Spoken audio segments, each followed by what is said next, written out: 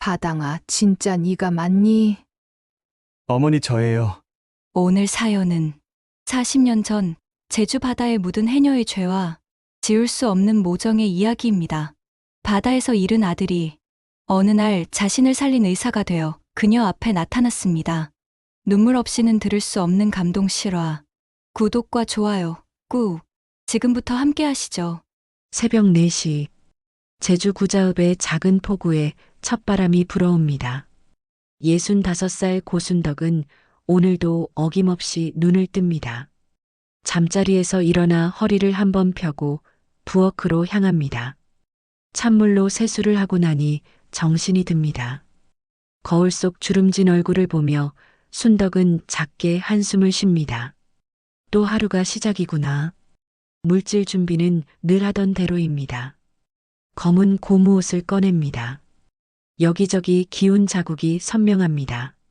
낡은 오리발도 챙깁니다. 허름한 망사 자루는 벽에 걸려 있습니다. 순덕은 하나하나 챙기며 작은 방을 돌아봅니다.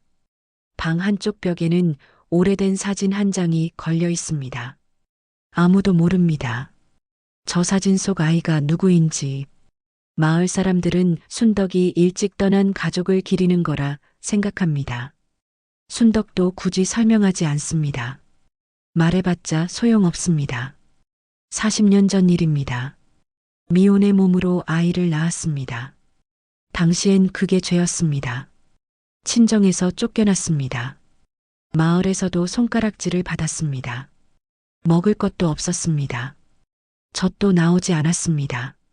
아기는 울기만 했습니다. 결국 순덕은 선택했습니다. 아이를 보냈습니다. 성당 신부님께 맡겼습니다.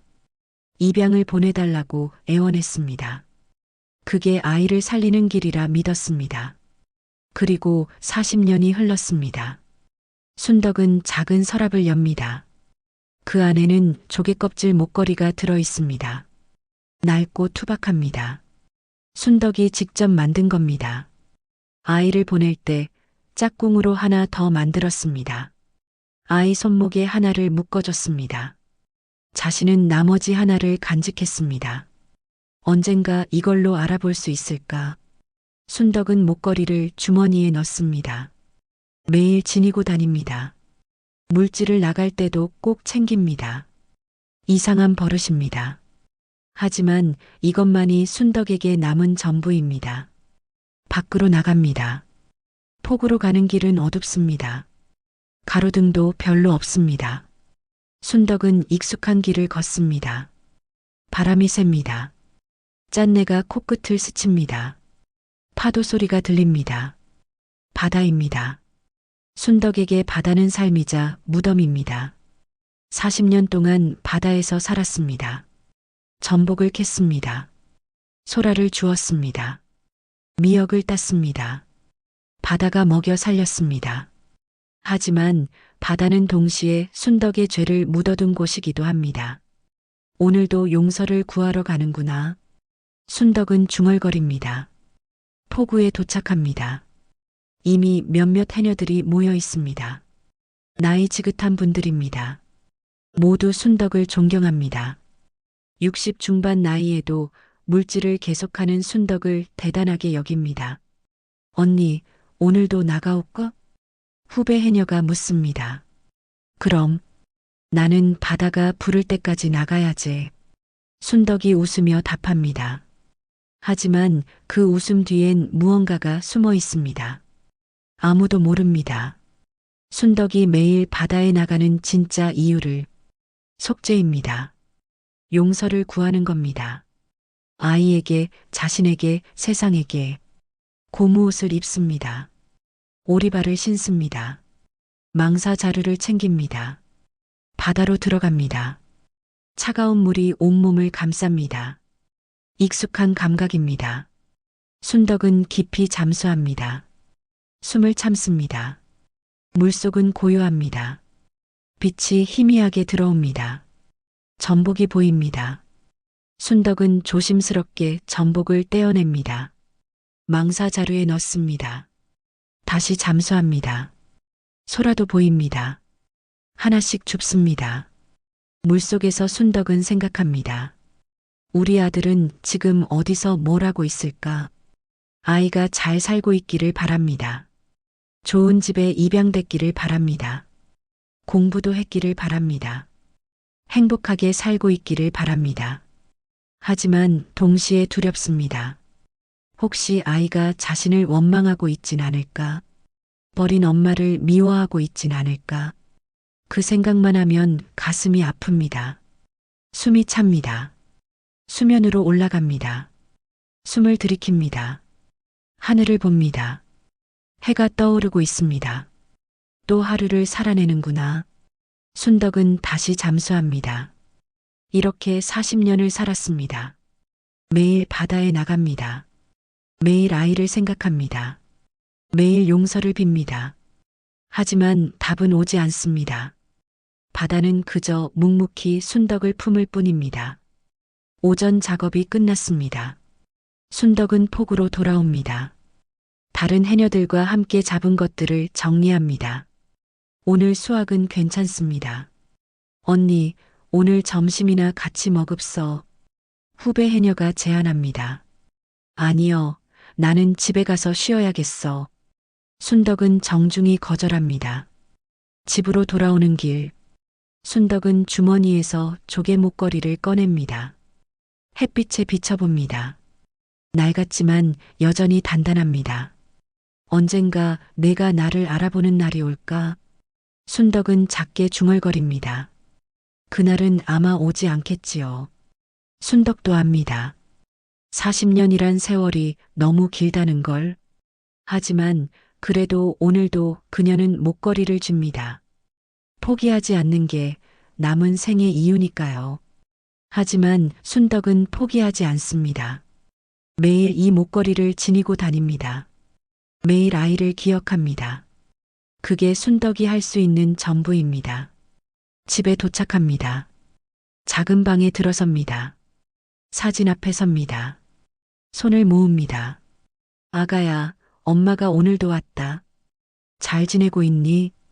어디선가 건강하게 살고 있기를 바란다.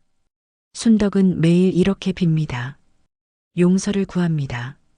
사랑을 전합니다. 그리움을 토해냅니다. 그리고 또다시 내일을 기다립니다. 바다는 여전히 그 자리에 있습니다. 순덕도 여전히 그 자리에 있습니다. 40년 전 묻어둔 죄와 함께 그날은 유난히 조용했습니다. 바다에 파도가 없었습니다. 하늘도 맑았습니다. 순덕은 평소처럼 새벽에 일어났습니다. 물질 준비를 했습니다. 후배 해녀들과 함께 폭우로 향했습니다. 오늘 날씨 좋네. 누군가 말했습니다. 그러게에. 물도 잔잔할 거요. 순덕도 맞장구를 쳤습니다. 하지만 뭔가 이상했습니다. 가슴이 답답했습니다. 숨이 편하게 쉬어지지 않았습니다. 아침부터 계속 그랬습니다. 순덕은 대수롭지 않게 여겼습니다. 나이 들면 의뢰 그런 거라 생각했습니다. 바다로 들어갔습니다. 물이 차가웠습니다. 평소보다 훨씬 차가웠습니다. 온몸에 소름이 돋았습니다. 순덕은 고개를 저었습니다. 기분 탓이라 생각했습니다. 잠수를 시작했습니다. 깊이 들어갔습니다. 숨을 참았습니다. 전복이 보였습니다. 손을 뻗었습니다. 그 순간이었습니다. 가슴이 조였습니다. 갑자기 숨이 막혔습니다. 심장이 쿵하고 내려앉는 느낌이었습니다. 순덕은 당황했습니다. 이런 적은 처음이었습니다. 수면으로 올라가려 했습니다. 하지만 몸이 말을 듣지 않았습니다. 팔다리에 힘이 빠졌습니다. 시야가 흐려졌습니다. 물속에서 이상한 소리가 들렸습니다. 아이 울음 같았습니다. 으앙, 으앙. 환청이었을 겁니다. 하지만 너무 선명했습니다. 순덕은 귀를 막고 싶었습니다. 하지만 손이 움직이지 않았습니다. 그 울음이 바닷속에서 40년 동안 묻혀있던 소리 같았습니다. 엄마. 누군가 불렀습니다. 순덕은 고개를 돌렸습니다. 아무도 없었습니다. 물만 있었습니다. 차가운 물만 있었습니다. 의식이 흐려졌습니다. 몸이 물 아래로 가라앉았습니다. 바다가 순덕을 끌어당겼습니다. 저항할 힘이 없었습니다. 아, 이대로 가는구나. 순덕은 생각했습니다. 바다에 묻히는구나. 내 죄와 함께 눈을 감았습니다. 그때 누군가 순덕의 팔을 잡았습니다. 세게 끌어올렸습니다. 수면 위로 올라왔습니다. 공기가 폐로 들어왔습니다. 언니, 언니, 정신 차려. 후배 해녀의 목소리였습니다. 순덕은 가까스로 눈을 떴습니다. 하늘이 보였습니다. 희미하게 빛이 들어왔습니다. 언니 괜찮아요? 말이 제대로 나오지 않았습니다. 빨리 육지로 가야겠어. 후배 해녀가 다급하게 소리쳤습니다. 다른 해녀들도 달려왔습니다. 함께 순덕을 폭우로 옮겼습니다. 구급차가 왔습니다. 사이렌 소리가 요란했습니다. 순덕은 들것에 실렸습니다. 눈을 감았다 떴다 했습니다. 의식이 왔다 갔다 했습니다. 병원에 도착했습니다. 응급실이었습니다. 환한 불빛이 눈을 찔렀습니다. 의사와 간호사들이 분주하게 움직였습니다. 산소 공급, 심전도 확인, 낯선 목소리들이 쏟아졌습니다. 순덕은 천장을 바라봤습니다. 하얀 천장이었습니다. 형광등이 깜빡였습니다. 아무 소리도 들리지 않았습니다. 나는 죽지 않는구나. 순덕은 생각했습니다. 아직은 아니구나. 사흘이 지났습니다. 순덕은 병실 침대에 누워 있었습니다. 산소 마스크를 쓰고 있었습니다. 가슴엔 기계들이 연결돼 있었습니다. 의사가 들어왔습니다. 고순덕 씨 상태가 많이 안 좋습니다. 의사는 차분하게 말했습니다. 심장판막에 손상이 있습니다. 오래 방치하셨네요. 수술이 필요합니다. 순덕은 고개를 끄덕였습니다. 여기서 할 수 있습니까? 아닙니다. 큰 병원으로 가셔야 합니다. 서울 쪽 대학병원을 추천합니다. 서울. 그 말을 듣는 순간 순덕의 가슴이 뛰었습니다. 심장이 아파서가 아니었습니다. 다른 이유였습니다. 순덕은 입술을 깨물었습니다. 40년 전 아이를 입양 보낼 때 신부님이 말했습니다. 서울의 좋은 가정으로 보낼 거예요. 그 말이 아직도 귓가에 맴돌았습니다. 의사가 나갔습니다. 순덕은 혼자 남았습니다. 창밖을 봤습니다. 제주 바다가 보였습니다. 저 바다에서 40년을 살았습니다. 이제 떠나야 하나. 순덕은 천천히 생각했습니다. 서울로 간다는 게 두려웠습니다. 낯선 곳이었습니다. 큰 도시였습니다. 순덕은 평생 제주를 벗어난 적이 없었습니다. 하지만 동시에 끌렸습니다. 막연한 희망이었습니다. 혹시 그곳에서 아들의 흔적이라도 느낄 수 있지 않을까? 같은 하늘 아래 숨쉬고 있다는 걸 확인할 수 있지 않을까? 어리석은 생각이지. 순덕은 스스로에게 말했습니다. 40년이나 지났는데. 하지만 마음 한구석에선 포기할 수 없었습니다. 일주일 후 순덕은 퇴원했습니다. 집으로 돌아왔습니다. 작은 방에 들어섰습니다. 사진이 그대로 있었습니다. 순덕은 그 앞에 섰습니다. 아가야, 엄마가 서울에 간다. 조용히 말했습니다. 치료받으러 가는 거요. 근데 혹시 거기서 내 냄새라도 맡을 수 있을까 싶어서 눈물이 났습니다. 엄마가 바보지. 이 나이에 무슨 기대를 하는지. 순덕은 서랍을 열었습니다. 조개 목걸이를 꺼냈습니다. 흑백 사진도 꺼냈습니다. 낡은 손가방을 꺼냈습니다. 하나씩 챙겼습니다. 목걸이를 주머니에 넣었습니다. 사진은 조심스럽게 접어 넣었습니다. 옷까지 몇 벌을 챙겼습니다. 짐은 많지 않았습니다. 순덕은 평생 가진 게 별로 없었습니다. 필요한 것도 별로 없었습니다. 다음 날 아침이었습니다. 순덕은 폭우로 갔습니다. 마지막으로 바다를 보고 싶었습니다. 파도가 철썩였습니다. 바람이 불었습니다. 짠내가 났습니다. 잘 있어라, 바다야. 순덕은 중얼거렸습니다. 나는 잠깐 다녀올게. 곧 돌아올 거요. 하지만 확신은 없었습니다. 돌아올 수 있을지, 살아남을 수 있을지 알 수 없었습니다. 공항으로 향했습니다. 비행기를 타본 적이 없었습니다. 모든 게 낯설었습니다. 하지만 순덕은 꿋꿋하게 걸었습니다. 비행기에 올랐습니다. 창가 자리에 앉았습니다. 밖을 봤습니다. 제주 바다가 점점 멀어졌습니다. 순덕은 손가방을 꼭 안았습니다. 그 안엔 목걸이와 사진이 들어 있었습니다. 40년 동안 지켜온 것들이었습니다. 서울에 간다. 순덕은 생각했습니다. 그 애가 어딘가 살아있을지도 모르는 도시로.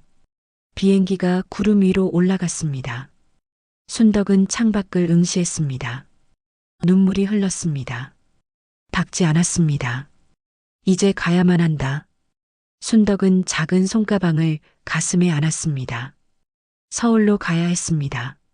아니, 이제 가야만 했습니다. 순덕은 창밖을 응시했습니다. 눈물이 흘렀습니다.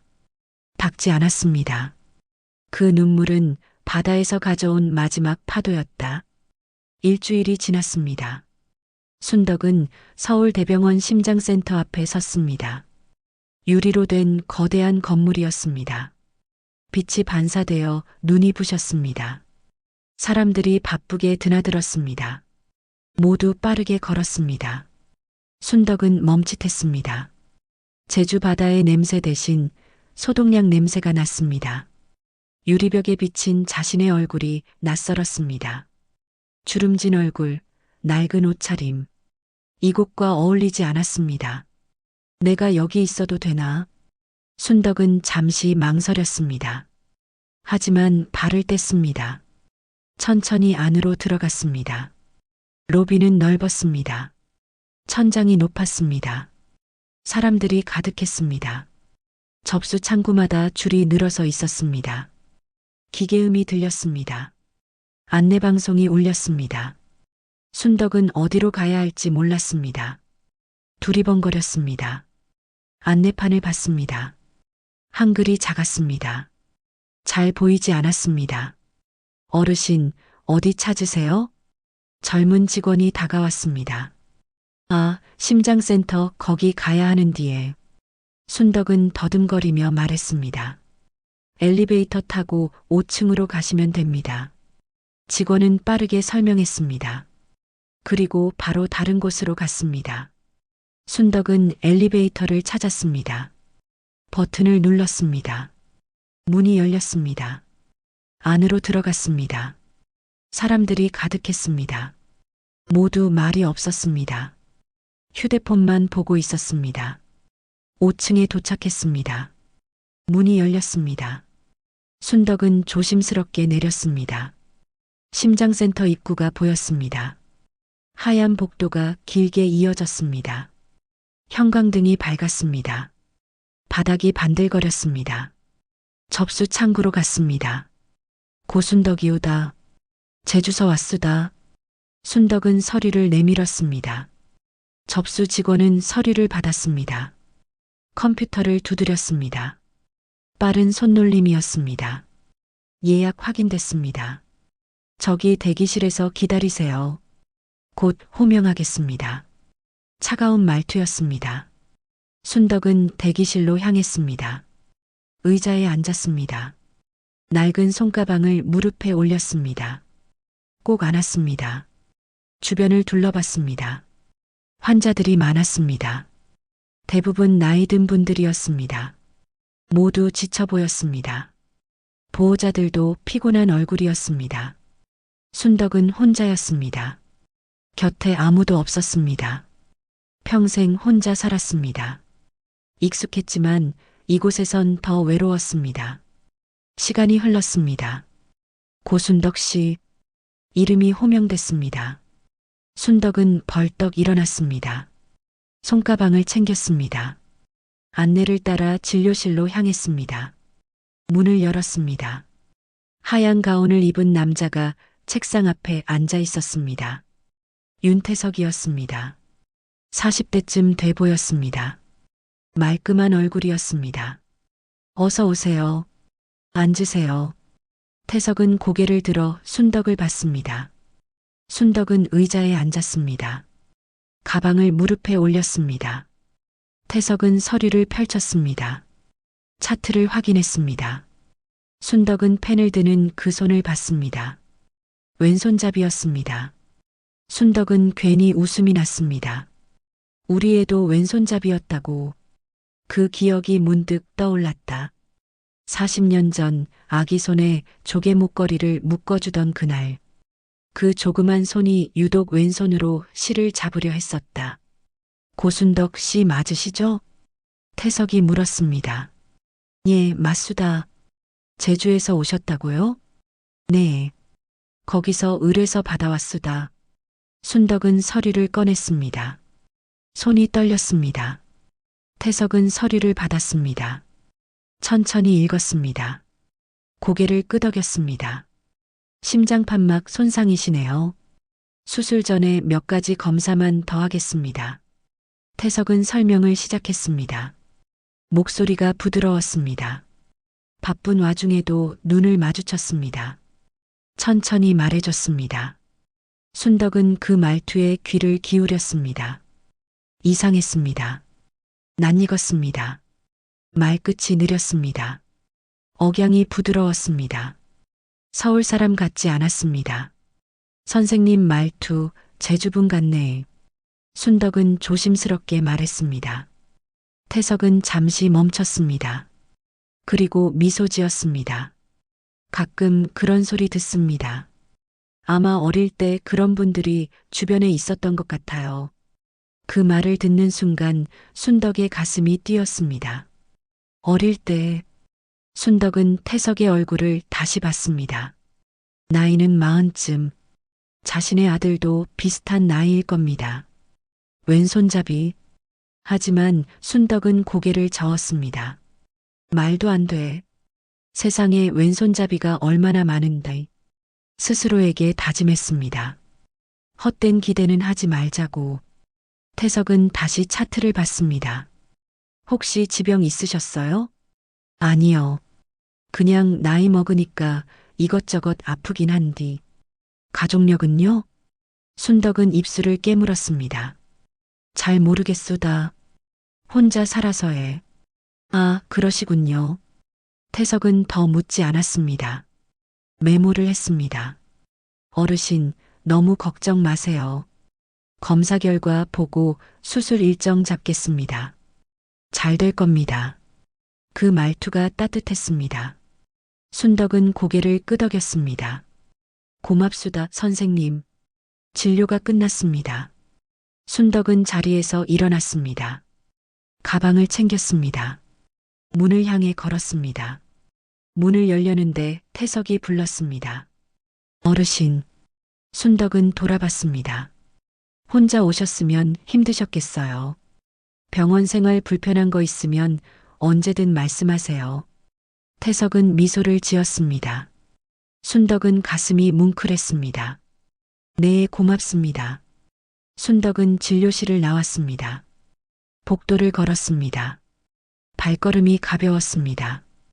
이상했습니다. 낯선 도시, 낯선 병원인데 조금 편해졌습니다. 참 좋은 선생님이네. 순덕은 중얼거렸습니다. 병실로 향했습니다. 이미 배정받은 병실이 있었습니다. 4인실이었습니다. 다른 환자들도 있었습니다.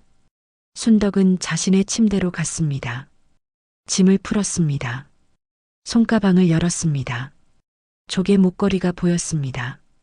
순덕은 목걸이를 꺼냈습니다. 손에 쥐었습니다. 쓰다듬었습니다. 창밖을 봤습니다. 서울 하늘이 보였습니다. 제주와 달랐습니다. 빌딩이 가득했습니다. 하늘이 좁았습니다. 그애도 이 하늘을 보고 있을까? 순덕은 생각했습니다. 어딘가에서 살고 있을 아들. 어떤 모습일까? 건강할까? 행복할까? 목걸이를 꼭 쥐었습니다. 낯선 도시였습니다. 낯선 병원이었습니다. 낯선 얼굴들이었습니다.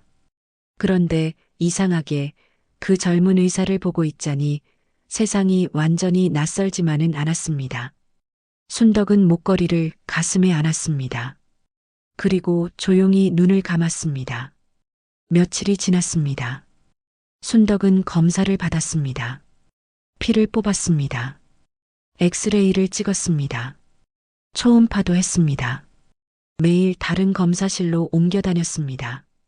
낯선 기계들이 많았습니다. 차가운 금속이 몸에 닿았습니다. 기계음이 울렸습니다. 금속 냄새와 소독약 냄새가 뒤섞였습니다. 순덕은 숨을 길게 내쉬었습니다. 마치 바다 대신 차가운 물속에 다시 잠긴 기분이었습니다. 순덕은 조용히 검사를 받았습니다. 말없이 따랐습니다. 병실로 돌아오면 지쳤습니다. 침대에 누웠습니다. 천장을 봤습니다. 하얀 천장이었습니다.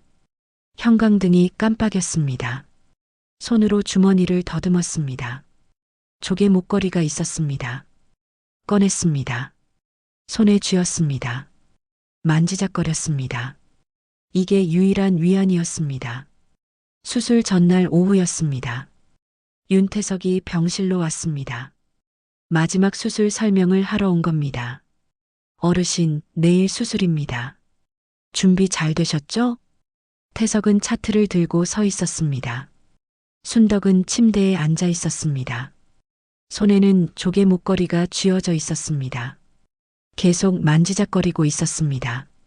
괜찮으세요? 태석이 물었습니다. 아이고, 선생님. 그냥 좀 떨리네. 순덕은 작게 웃었습니다. 태석은 순덕의 손을 봤습니다. 목걸이가 보였습니다. 낡은 조개 껍질이었습니다. 투박했습니다. 색이 바랬습니다. 하지만 모양이 독특했습니다. 태석의 시선이 멈췄습니다. 잠시 그 목걸이를 바라봤습니다. 그리고 시선을 걷었습니다. 그 목걸이 참 오래되신 것 같네요. 태석은 조심스럽게 말했습니다. 순덕은 목걸이를 내려다봤습니다. 그래요. 40년 넘었지에. 목소리가 잠시 떨렸습니다. 내 아들한테 짝꿍으로 하나 더 만들어줬는디 근디 이젠 어디 있는지도 몰라해. 태석은 고개를 끄덕였습니다. 그냥 예의상 반응했을 뿐이었습니다.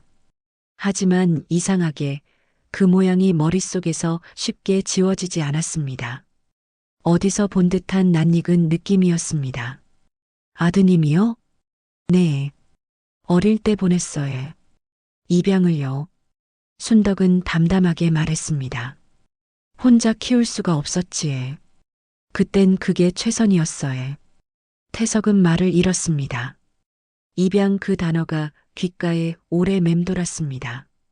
입양, 조개 목걸이, 제주. 의식적으로는 아니었지만 뭔가 마음 한켠이 묘하게 조여왔습니다. 태석 자신도 입양하였습니다. 어릴 적 고아원을 거쳐 서울의 한 가정으로 입양됐습니다. 순덕은 목걸이를 쓰다듬었습니다. 이게 내가 만들어준 짝꿍이요. 아기한테 하나 묶어줬지. 근디 아마 잃어버렸을 거예요. 바다 밑 어딘가 묻혔을지도 모르고. 태석은 숨을 고르려 애썼습니다. 묘하게 낯익은 조개 모양이 머릿속에 남았습니다. 별것 아니라고 스스로를 다독였지만 그 모양이 자꾸만 눈앞에서 떠나지 않았습니다. 어르신, 수술은 잘 될 겁니다. 걱정 마세요. 태석은 애써 평소의 목소리로 말했습니다. 고맙수다, 선생님. 순덕은 고개를 끄덕였습니다. 태석은 병실을 나왔습니다. 복도를 걸었습니다. 발걸음이 빨라졌습니다. 가슴이 두근거렸습니다. 아니야. 말도 안 돼. 태석은 스스로에게 다짐했습니다. 하지만 마음 한구석에서 의문이 자랐습니다. 그날 저녁이었습니다. 태석은 집으로 돌아왔습니다. 혼자 사는 집이었습니다. 현관문을 열자 어둠이 밀려들었습니다. 소파엔 먼지가 내려앉아 있었다. 그는 곧장 방으로 향했다. 옷장을 열었습니다. 매니 선반을 뒤졌습니다. 낡은 상자가 있었습니다. 꺼냈습니다. 상자를 열었습니다. 어릴 적 물건들이 들어 있었습니다. 입양 서류 사본도 있었습니다. 그리고 작은 천주머니가 있었습니다. 태석은 천주머니를 꺼냈습니다. 조심스럽게 열었습니다. 그 안에서 조개 목걸이가 나왔습니다. 투박한 조개 껍질, 바랜 실, 손에 익은 모양. 이럴 리가 없는데. 태석은 숨이 막혔습니다. 손이 떨렸습니다. 태석은 입양 서류를 꺼냈습니다. 펼쳤습니다. 흐릿한 복사본이었습니다. 하지만 읽을 수 있었습니다. 출생지 제주도, 보호자 김신부, 친몸 이상. 시선이 멈췄습니다. 제주도 그 한 줄이 머릿속에서 맴돌았습니다. 고순덕. 오늘 만났던 환자의 이름. 그 역시 제주에서 왔다 했습니다. 가슴이 요동쳤습니다. 그는 다시 목걸이를 들었습니다. 기억 속에서 아주 오래전 본 한 장면이 스쳤습니다. 어린 시절 양어머니가 보여준 낡은 사진 속 자신의 손목에 묶여있던 바로 그 조개 모양. 설마. 태석은 고개를 감쌌습니다. 그러나 의심은 지워지지 않았습니다. 그는 조용히 창문을 열었습니다. 서울의 밤이 내려앉아 있었습니다. 불빛이 차갑게 깜빡였습니다. 확인해야 해. 다음 날 새벽이었습니다. 태석은 병원으로 갔습니다. 아직 해가 뜨지 않았습니다. 병원 기록 보관실로 향했습니다. 문을 열었습니다. 서랍이 줄지어 있었습니다. 태석은 기억 섹션을 찾았습니다. 서랍을 열었습니다. 환자 기록을 뒤졌습니다. 고순덕. 이름표가 붙은 파일을 꺼냈습니다. 출생지 제주특별자치도 구자읍. 가족난 없음. 보호자 없음. 태석은 손을 떨었습니다. 모든 조각이 맞아떨어지고 있었습니다. 제주 입양 목걸이. 그는 조용히 파일을 덮었습니다.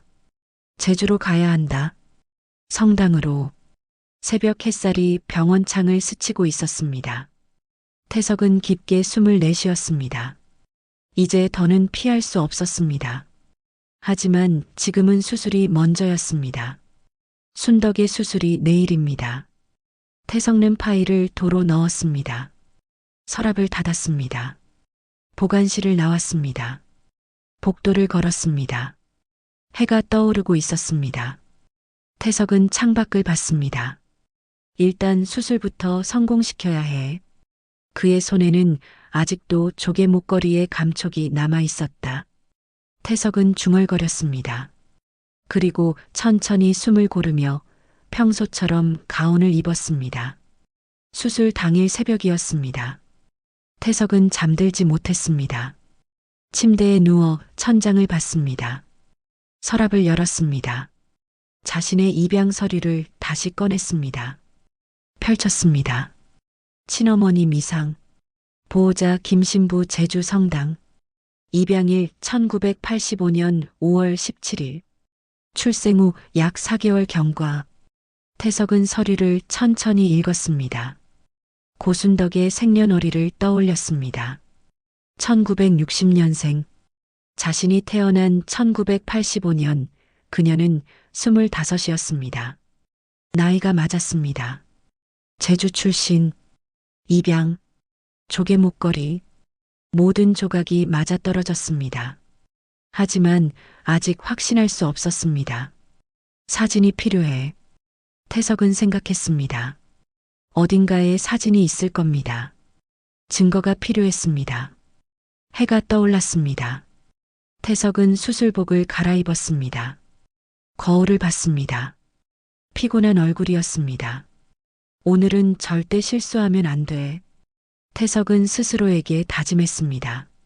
순덕의 수술이 오후에 예정돼 있었습니다.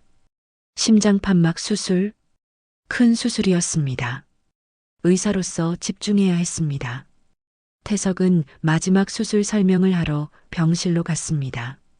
문을 두드렸습니다. 대답이 없었습니다. 조심스럽게 문을 열었습니다. 순덕은 침대에 누워 있었습니다. 잠들어 있었습니다. 태석은 조용히 들어갔습니다. 침대 옆 작은 테이블을 봤습니다. 물컵이 있었습니다. 그리고 낡은 흑백 사진 한 장이 놓여 있었습니다. 태석은 숨을 멈췄습니다. 사진을 봤습니다. 젊은 여인이 아기를 안고 있었습니다. 배경은 바다였습니다. 멀리 성당 종탑이 보였습니다. 젊은 시절의 순덕이었습니다. 그리고 아기. 손목에 조개 펜던트가 묶여 있었습니다. 태석은 손이 떨렸습니다. 아기의 얼굴을 봤습니다. 눈꼬리 모양, 귀 모양, 코, 자신의 어릴 적 사진과 똑같았습니다. 숨이 막혔습니다. 방 안의 모든 소리가 사라진 듯 했습니다. 시간이 멈췄습니다. 이건 나야. 태석은 사진을 집어들었습니다. 손이 떨렸습니다. 사진 뒷면을 봤습니다. 희미한 글씨가 있었습니다.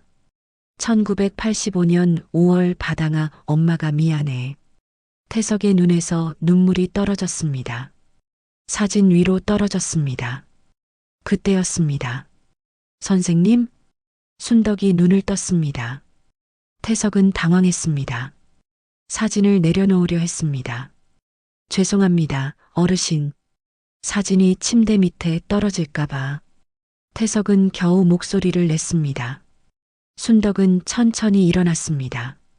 사진을 봤습니다. 우리 아들이요. 순덕은 조심스럽게 사진을 집어들었습니다.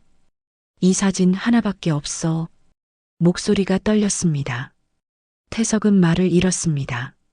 목이 메었습니다. 순덕은 사진을 쓰다듬었습니다. 40년 전이요. 이 아기가 지금 40쯤 됐겠지. 어디서 뭐하고 사는지 모르겠네. 태석은 고개를 돌렸습니다. 눈물을 감췄습니다. 어르신, 수술 잘 될 겁니다. 겨우 말했습니다. 고맙수다, 선생님. 순덕은 사진을 가슴에 안았습니다. 마치 아기가 아직 품 안에 있는 듯 손끝이 떨렸습니다. 태석은 병실을 나왔습니다. 복도로 나왔습니다. 벽에 기댔습니다. 숨을 고르려 했습니다. 하지만 눈물이 멈추지 않았습니다. 1985년 봄, 제주 성당 앞. 바람이 세차게 불었습니다.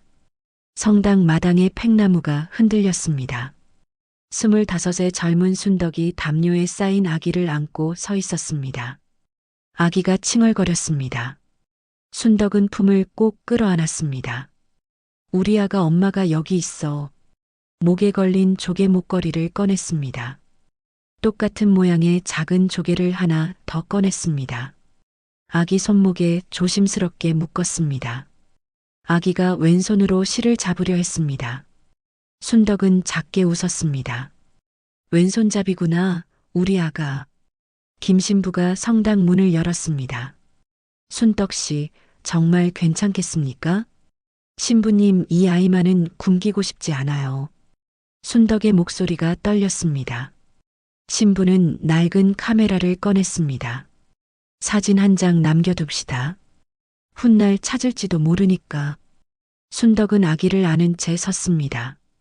뒤로는 성당, 앞엔 바다. 셔터 소리가 울렸습니다. 찰칵. 40년 후 태석이 보게 될 그 사진이었습니다. 순덕은 아기 볼에 입을 맞췄습니다. 엄마가 매일 바다에서 기도할게. 어디서든 살아만 있어다오. 신부에게 아기를 건넸습니다. 손끝이 닿는 순간 숨이 멎었습니다. 담요 안의 체온이 멀어졌습니다. 순덕은 그 자리에 무너졌습니다. 신부는 말없이 성당 문을 닫았습니다. 오후였습니다. 순덕이 수술대에 누웠습니다. 마취가 시작됐습니다. 순덕은 천천히 눈을 감았습니다. 마지막으로 중얼거렸습니다. 바당아 어디 있니? 수술실 문이 열렸습니다. 윤태석이 들어왔습니다. 수술복을 입고 있었습니다. 마스크로 얼굴을 가렸습니다. 그의 눈가엔 울음을 억누른 흔적이 남아 있었다. 하지만 눈은 붉었습니다. 간호사가 물었습니다. 교수님 괜찮으세요? 네. 시작하겠습니다. 태석은 손을 씻었습니다. 장갑을 꼈습니다. 수술대로 향했습니다. 순덕의 얼굴을 봤습니다. 마취로 잠든 얼굴이었습니다. 평화로웠습니다. 태석은 메스를 들었습니다. 손이 떨렸습니다. 집중해. 지금은 의사야. 태석은 스스로에게 다짐했습니다. 하지만 왜 손끝이 이리 떨렸는지, 왜 가슴이 이리 아팠는지 아무도 몰랐습니다. 심장 모니터 소리가 울렸습니다. 비, 비, 비. 규칙적인 심장 박동이었습니다. 태석은 천천히 숨을 고르며 수술을 시작했습니다. 마취로 잠든 순덕의 가슴 아래 그가 고치려는 건 단지 심장이 아니었습니다. 그날 밤 수술은 성공했습니다. 하지만 태석의 마음속 수술은 아직 시작되지 않았습니다. 수술이 끝난 지 사흘째였습니다. 순덕은 회복실에 누워 있었습니다. 심장 모니터가 규칙적으로 울렸습니다. 산소기 소리가 작게 들렸습니다. 창문 너머로 햇살이 들어왔습니다. 순덕은 천천히 눈을 떴습니다. 천장이 보였습니다. 하얀 천장이었습니다. 살아있었습니다. 가슴에 손을 얹었습니다. 심장이 뛰고 있었습니다. 새로 고쳐진 심장이 다시 뛰고 있었습니다. 살았구나. 순덕은 생각했습니다. 간호사가 들어왔습니다. 어르신 깨셨어요? 기분 어떠세요? 괜찮수다. 순덕은 작게 대답했습니다. 수술 잘 됐어요. 이제 천천히 회복하시면 됩니다. 간호사는 웃으며 말했습니다. 순덕은 고개를 끄덕였습니다. 창밖을 봤습니다. 서울 하늘이 보였습니다. 구름이 흘러갔습니다. 그때였습니다. 문이 열렸습니다. 윤태석이 들어왔습니다. 하얀 가운을 입고 있었습니다. 하지만 얼굴이 피곤해 보였습니다. 어르신, 많이 좋아지셨네요. 태석은 차트를 확인했습니다. 선생님 덕분이요. 순덕은 미소 지었습니다.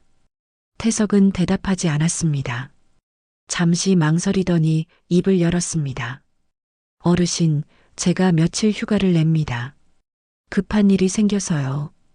그래요? 괜찮겠습니까? 네. 다른 선생님이 어르신 담당하실 겁니다. 걱정 마세요.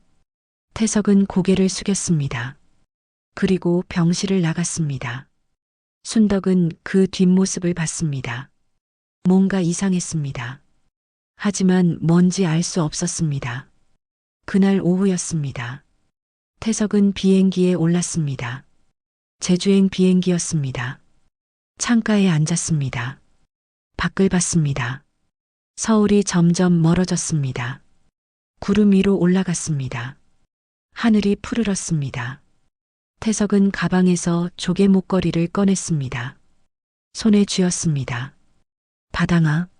사진 뒷면에 적힌 글씨가 떠올랐습니다. 바당, 바다. 어머니가 자신에게 남긴 마지막 말일까?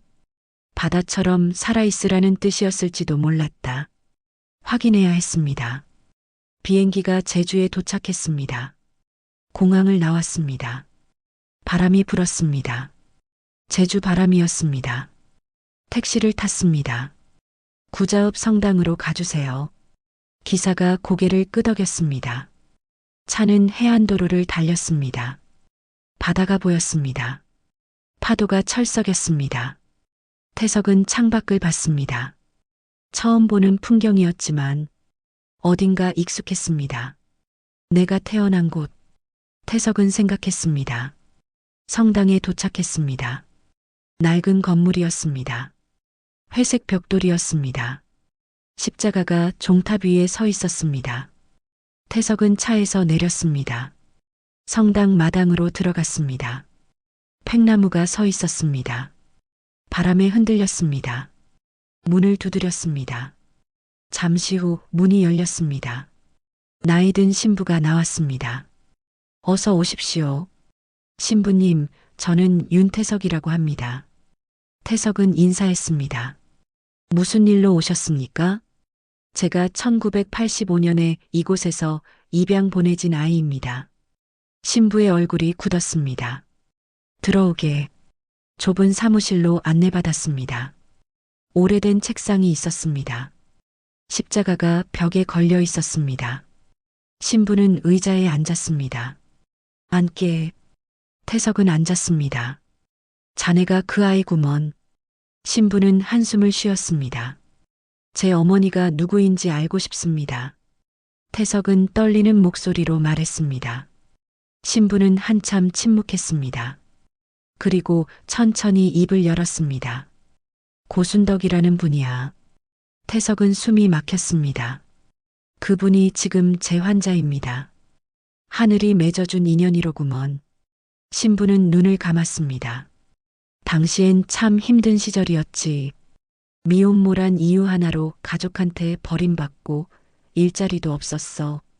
순덕이는 매일 울었네. 아기한테 줄 게 아무것도 없다고. 신부는 낡은 서랍을 열었습니다. 오래된 장부를 꺼냈습니다. 펼쳤습니다.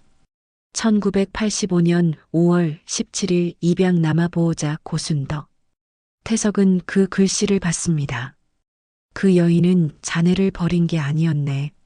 살리려 한 거지. 신부는 조용히 말했습니다. 그 여인은 자네에게 이름을 지어준 게 아니네. 그저 바당이라 불렀지. 바다처럼 살아남으라고. 입양 가정에서 이름을 새로 지어준 거야. 바당. 그 이름이 귓가에 울렸습니다. 태석은 눈물이 흘렀습니다.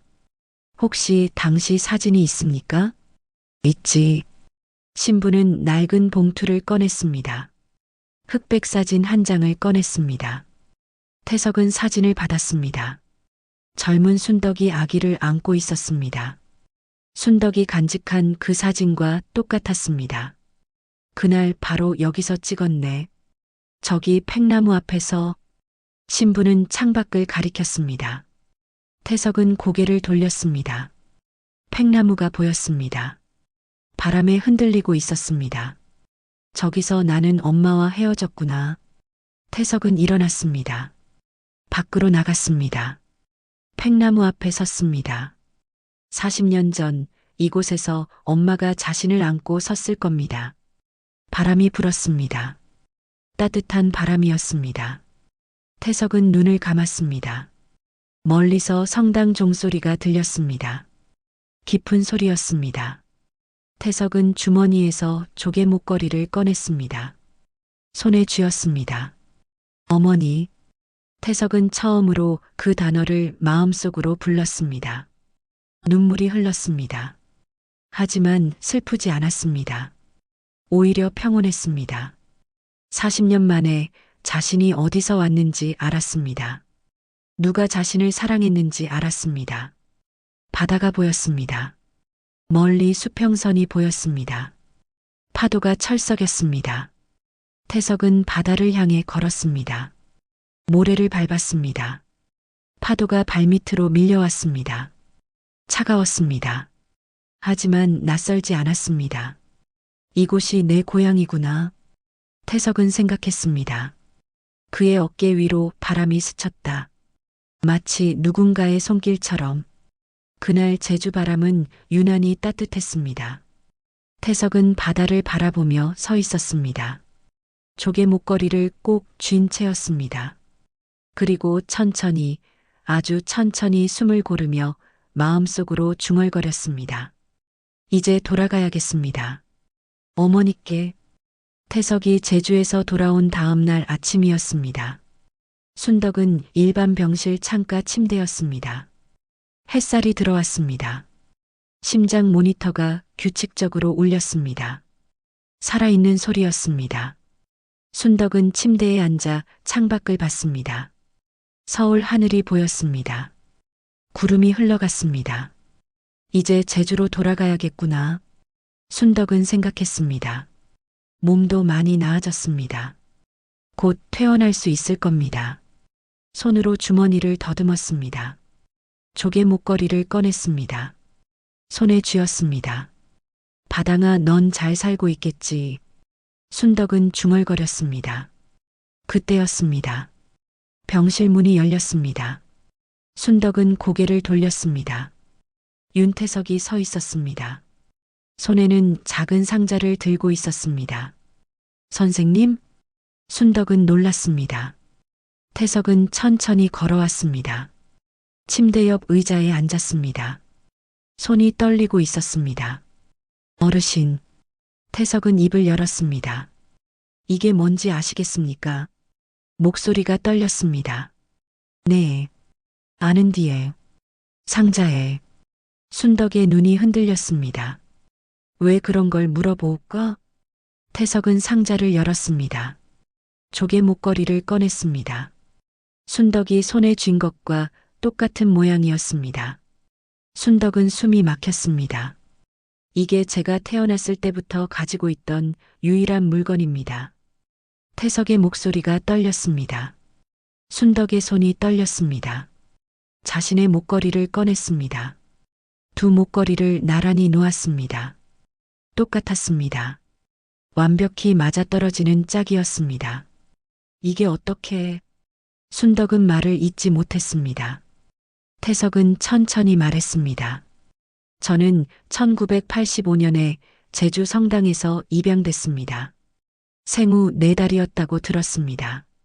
순덕의 얼굴이 하얗게 질렸습니다. 제주에 다녀왔습니다.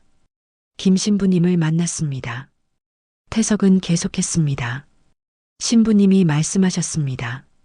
어머니가 저를 바당이라 부르셨다고요. 바당. 그 말이 귓가에 울렸습니다. 이름이 아닌 엄마만 부를 수 있던 단 하나의 부름이었습니다. 그 이름을 듣는 순간 순덕의 눈에서 눈물이 쏟아졌습니다. 바당아. 순덕은 떨리는 손으로 태석의 얼굴을 봤습니다. 정말 내가 우리 바당이가 맞니? 태석은 고개를 끄덕였습니다. 눈물이 흘렀습니다. 내 어머니. 그 한마디에 순덕은 무너졌습니다. 바당아, 바당아. 순덕은 흐느끼기 시작했습니다. 미안해, 정말 미안해, 엄마가 죄인이다. 태석은 순덕의 손을 잡았습니다. 어머니. 그땐 어쩔 수가 없었어. 순덕은 울먹였습니다. 친정에서 쫓겨나고 마을 사람들 손가락질에 먹을 것도 없었어. 내가 울어도 달랠 수가 없었어. 목소리가 끊어졌습니다. 울음소리가 점점 작아지는 뒤 나는 아무것도 못했어. 너를 안고 바다에 뛰어들까도 생각했어. 근데 그럴 수가 없었어. 넌 살아야 했으니까. 순덕은 얼굴을 감쌌습니다. 그래서 신부님한테 갔어. 제발 이 아이만은 밥 먹여줄 수 있는 집으로 보내달라고.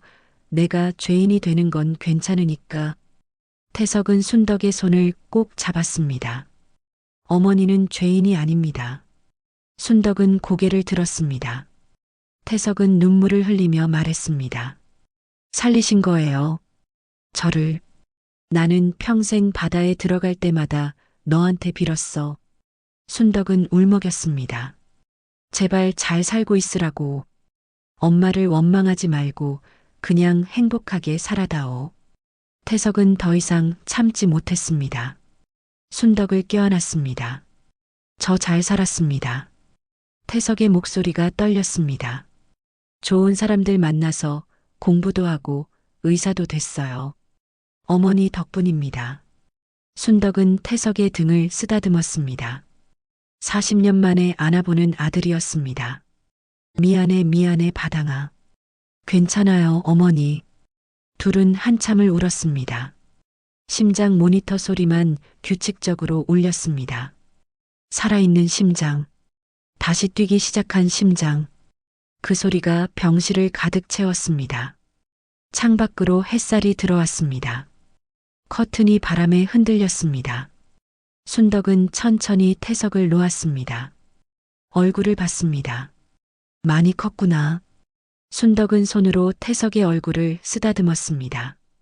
어릴 때 얼굴은 기억도 안 나는디 근디 왜 이렇게 반가운지. 태석은 웃었습니다. 눈물을 닦았습니다. 저도요, 어머니.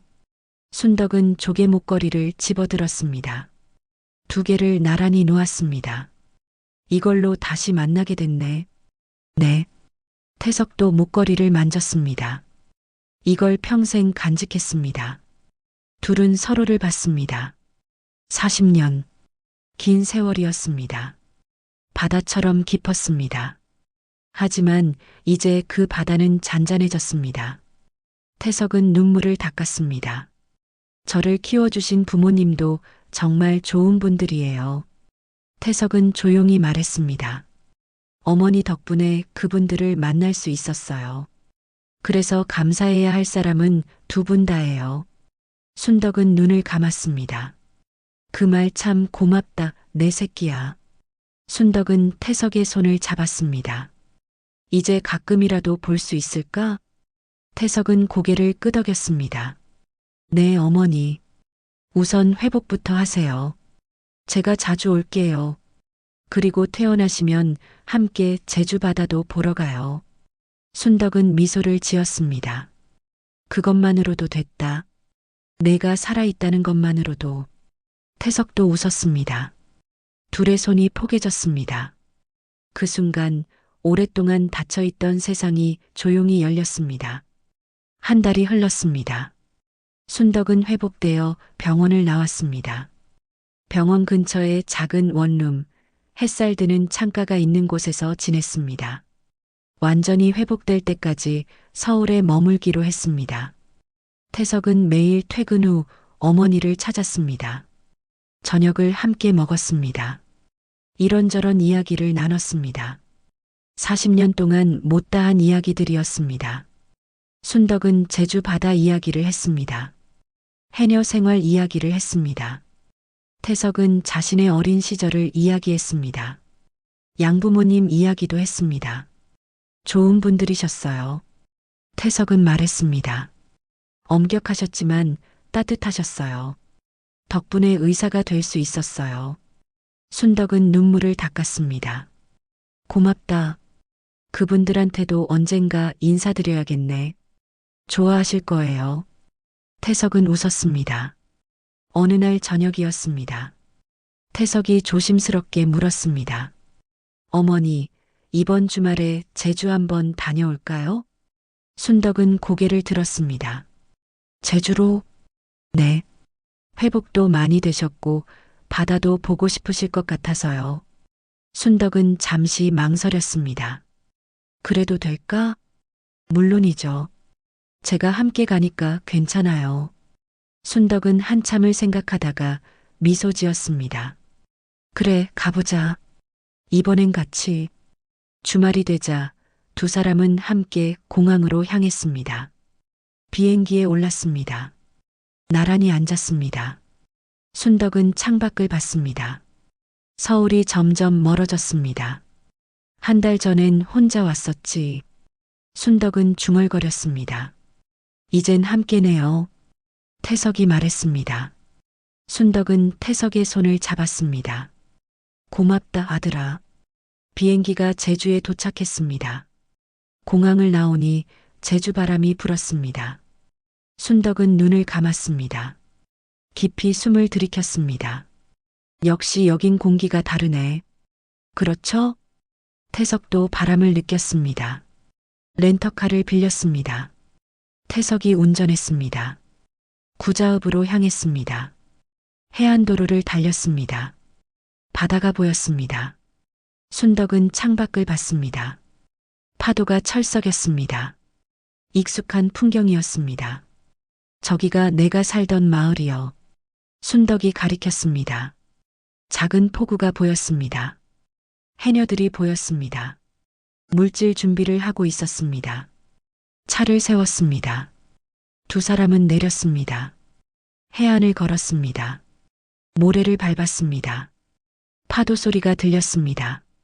순덕은 천천히 걸었습니다. 태석이 곁에서 따라 걸었습니다. 여기서 40년을 살았어. 순덕은 말했습니다. 매일 바다에 들어가고 매일 너를 생각했지. 태석은 아무 말 하지 않았습니다. 그냥 들었습니다. 미안했어. 그리웠어. 보고 싶었어. 순덕의 목소리가 떨렸습니다. 근데 이젠 됐다. 순덕은 멈춰섰습니다. 바다를 봤습니다. 주머니에서 2개의 조개 목걸이를 꺼냈습니다. 이제 그만 묻자, 바당아. 순덕은 조용히 중얼거렸습니다. 2개의 조개 목걸이를 하나로 묶었습니다. 그리고 두 손으로 가만히 들어 올려 바다 쪽으로 던졌습니다. 조개는 햇빛을 한번 반짝 비추며 파도 속으로 사라졌습니다. 순덕은 눈을 감았습니다. 이제 됐다. 태석은 순덕의 어깨를 감쌌습니다. 이제 괜찮으세요, 어머니? 응, 괜찮아. 둘은 한참 바다를 봤습니다. 파도가 밀려왔다 밀려갔습니다. 하늘은 맑았습니다. 구름이 흘러갔습니다. 이제 뭐하고 살까?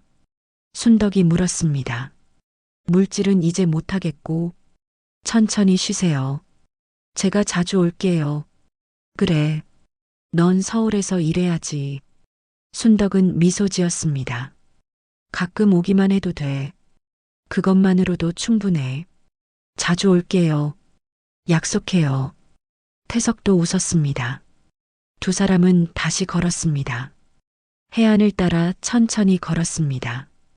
뒤를 돌아봤습니다.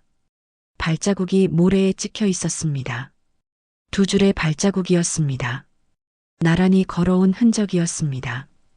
파도가 밀려와 발자국을 지웠습니다. 하지만 괜찮았습니다. 다시 걸으면 됐습니다. 함께 걸으면 됐습니다. 순덕은 하늘을 봤습니다. 고맙다. 누구에게 하는 말인지 알 수 없었습니다. 하늘에게일 수도, 바다에게일 수도, 아들에게일 수도 있었습니다. 태석은 어머니를 봤습니다. 주름진 얼굴이었습니다. 하지만 평온했습니다. 40년 동안 짊어졌던 짐을 내려놓은 얼굴이었습니다. 가요, 어머니. 그래, 가자. 두 사람은 천천히 포구를 향해 걸었습니다. 바람이 불었습니다. 따뜻한 바람이었습니다. 바다는 여전히 그 자리에 있었습니다. 파도는 여전히 철썩였습니다. 하지만 이제 그 바다는 죄의 바다가 아니었습니다. 용서의 바다였습니다. 다시 만난 바다였습니다. 누군가는 세월을 잊고 살지만 세월은 단 한 사람도 잊지 않습니다. 바다는 모든 것을 삼키지만 결국 잃은 것을 다시 돌려줍니다. 그리고 그날 바다는 두 사람을 다시 품었습니다. 늦은 용서도 여전히 제때였고 긴 기다림은 결코 헛되지 않았습니다. 여러분의 마음을 어루만지고 속 시원히 풀어드리는 이야기로 다시 찾아오겠습니다.